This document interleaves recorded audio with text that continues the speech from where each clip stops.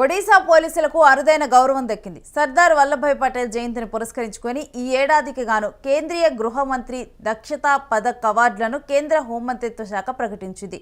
17 మంది ఒడిశా పోలీసు సిబ్బందికి ప్రతిష్టాత్మకమైన కేంద్రీయ గృహ మంత్రి దక్షతా పథక్ 2025 ప్రదానం చేశారు. అంకిత భావం, ధైర్యం, వృత్తి నైపుణ్యానికి గుర్తింపుగా కూడా సత్కరించారు. Special operation, investigation, intelligence, forensic science తదితర విభాగాల్లో అద్భుతమైన ప్రతిభ కనబరిచిన పోలీసు సిబ్బందికి ఈ అవార్డులను కేంద్రం అందజేస్తుంది. అవార్డు గ్రహీతలలో Jharsuguda superintendent of police Gundala Reddy రాఘవేంద్రతో పాటు అదనపు SP Anil Kumar Das, inspector Himanshu Bhushan Swain, inspector Dhabaleswar సాహుతో పాటు పలువురు ఉన్నారు. జూర్సుగూడ ఎస్పీ రాఘవేంద్ర స్వస్థలం ఆంధ్రప్రదేశ్ రాష్ట్రం అన్నమయ్య జిల్లా రాయచూటి. ఈయన మావోయిస్టుల ఎదురు కాల్పుల ఘటనలో కీలకంగా వ్యవహరించారు. కొద్ది రోజుల క్రితం ఛత్తీస్గఢ్, ఒరిస్సా రాష్ట్రాల సరిహద్దుల్లో జరిగిన భారీ ఎన్కౌంటర్లో మావోయిస్టు అగ్రనేత చలపతి మృతి చెందారు. ఈ ఎన్కౌంటర్లో రాఘవేంద్ర కీలకంగా వ్యవహరించారు. ఆపరేషన్ని దగ్గర ఉండి పూర్తి చేశారు. ఇప్పుడు మావోయిస్టులు లొంగిపోతున్నారంటే దానికి ప్రధాన కారణంగా నేడు చలపతి ఎన్కౌంటర్ అనే చర్చ నడుస్తుంది. మావోయిస్టు ఆపరేషనే కాకుండా ఒడిశాలో అనేక కఠినమైన ఆపరేషన్లో కూడా రాఘవేంద్ర కీలకంగా పనిచేశారు.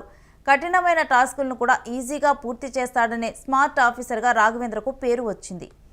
చలపతిది చిత్తూరు జిల్లా తవనంపల్లె మండలం మత్స్యం గ్రామం. ఆయనపై ప్రభుత్వాలు గతంలో కోటి రివార్డు ప్రకటించాయి. ఇక చలపతి 1988లో పట్టు పరిశ్రమ శాఖలో ఫీల్డ్ ఫోర్ మెన్గా పార్వతీపురంలో ప్రభుత్వ ఉద్యోగంలో చేరారు.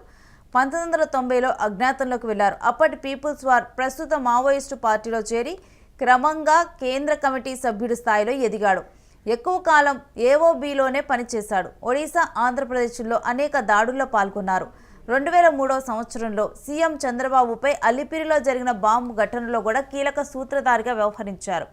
ఇక 2018లో అప్పటి అరకు ఎమ్మెల్యే కిడారి సర్వేశ్వరరావు, మాజీ ఎమ్మెల్యే సివేరి సోమలను హతమార్చిన ఘటనకు చలపతి నేతృత్వం వహించాడు.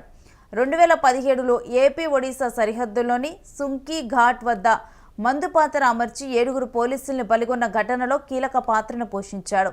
ఇక బలిమేరిలో భద్రతా బలగాలపై దాడి ఘటనలో ప్రత్యక్షంగా పాల్గొన్నాడు. 2003లో కోరాపుట్ జిల్లా పోలీసు కార్యాలయంపై దాడి చేసి ఆయుధాలను ఎత్తుకెళ్లిన ఘటనకు నాయకత్వం వహించాడు.